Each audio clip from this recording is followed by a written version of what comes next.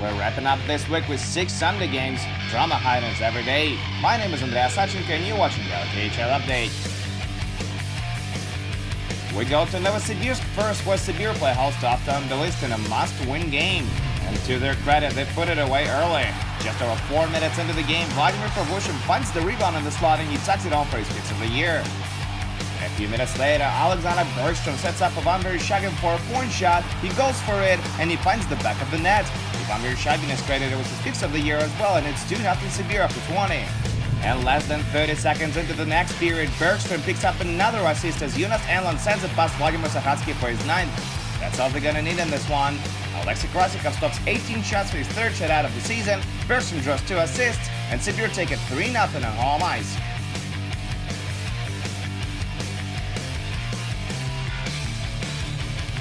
We go now to Astana, Kazakhstan, where Boris challenged Lada.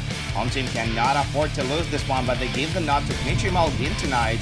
Not only does his first start, but first game of the season. And Boris showed them in business less than a minute in as Nigel Doss scores his 32nd of the year on a power play. Lada get back even early in the second period. Alexander Streltsov beats Malgin for his 2nd of the year with a tap in from the doorstep. Either through the period, Boris regained the lead with another power play marker. Kevin Dalman with the goal, Nigel Doss with the only assist. 3rd period now, Malgin goes behind the net to play the puck. Watch out, it's stolen by Damir Rakhimulin, who tries to score on the wraparound. No luck, but Vladimir Zhuravlov sends it in moments later. Rookie Rakhimulin gets his first career KHL point, while Rookie Zhuravlov celebrates his 2nd goal of the year. 4 minutes later, Boris strike again. This time, Roman Starchenko roofs it past Alexander Lazushin off a quick individual rush. 3-2 Boris now.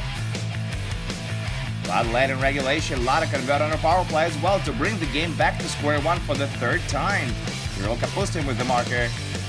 With regulation time winding down, Nigel Doss gets in the spotlight again. He scores his 2nd of the game and 33rd of the year as he gets his stick on Roman Starchenko's shot while lying on his belly. What an effort by Nigel Doss, who is back on top of the league in goals. Boris win it 4-3 on home ice, but with Sibir beaten up to Tbilisi beat earlier, Kazakhstan team is out of playoff contention.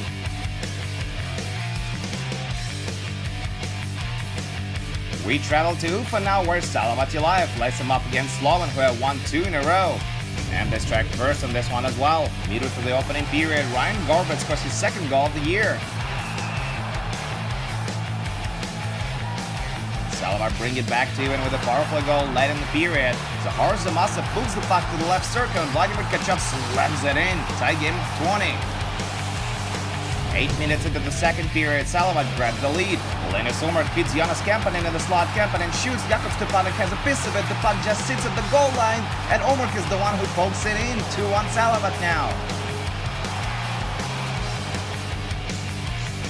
And they double their lead in less than a minute. Georgi Busarov gets his stick on Grigory Panin's shot, and he gets to celebrate his first career KHL goal. 13 seconds later, Salavat strike again. Vladimir Tkachuk scores his 2nd of the game and 17th of the year.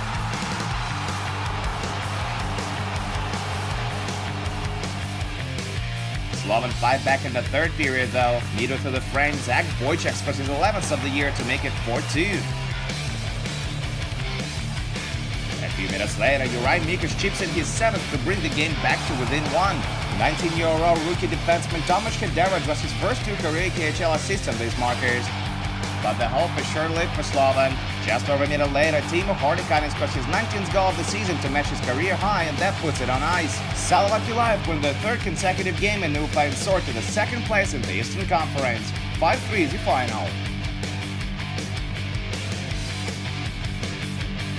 Gonna make a quick stop in Kazan now, where Agbars face Vitas, and that means that Zintoladze Oladinov gets to meet his old friend Valery Belov. There's not a lot of scoring in this one. Vitas get on the board only late in the 2nd period. Wojtek Moza converts in a 2-man advantage.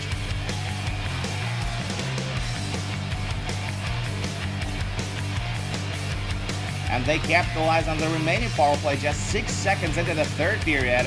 Alexei Makeyev finds the back of the net. Maxim Afinogenov draws helpers on both of these markers. Agbars do score a bit later, but the goal is waved off to goaltend interference. There's nothing they can get past Vitas net matter that counts tonight. because Saprokin stops 36 shots for his third shutout of the season, and beat his proof once again to be a tough opponent for Akbars. They win 2-0 on the road.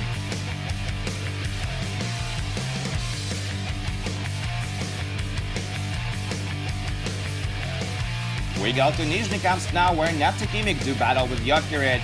And the Jesters get off to a great start. Less than 2 minutes into the game, John Norman scores on a power play of Steve Moses' assist.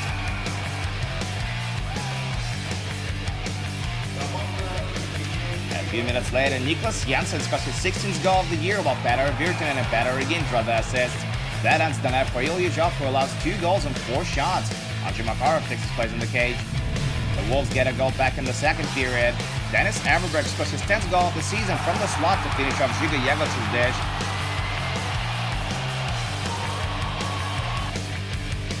Seven and a half minutes into the third period, Neftekimik bring it back to even. Dan Sexton snipes it home on the short side for his 12th, and we're tied at 2s. 4 minutes later, Sexton has the puck on his stick again, gets in front of the net, and Robin Gonzal has the quickest hands in it. Gonzal nets his 6th, Sexton draws an assist, and that's game. Then Sexton registers 2 points, Neftekimik erase a 2-goal deficit, and take 3 points on home ice against a worthy foe. 3-2 is your final.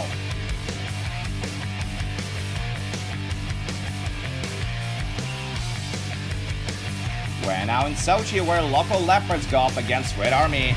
The Red and Blue get on the board late in the opening period of play. Their top line gets the job done. Maxim Shalunov with the goal, Kirill Kaprizov and Mikhail Pashtin with the assists.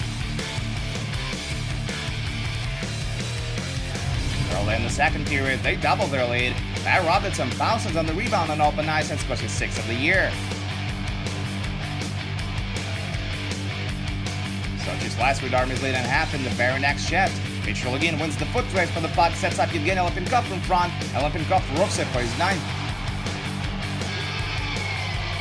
But just a few minutes later, Red Army restored its 2-goal margin. Jeff Flatt tips Mikhail Naumikov's shot from the point.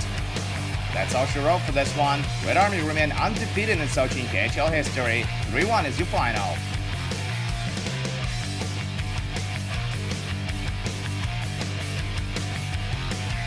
And that's it for your KHL update. Do come back tomorrow though for 7 more games, including SKA St. Petersburg, Dynamo Moscow, and Spartak vs. Severstal. It's gonna be intense this Monday. My name is Andrea Sachenko. Thank you guys so much for watching, and I'll see you again tomorrow.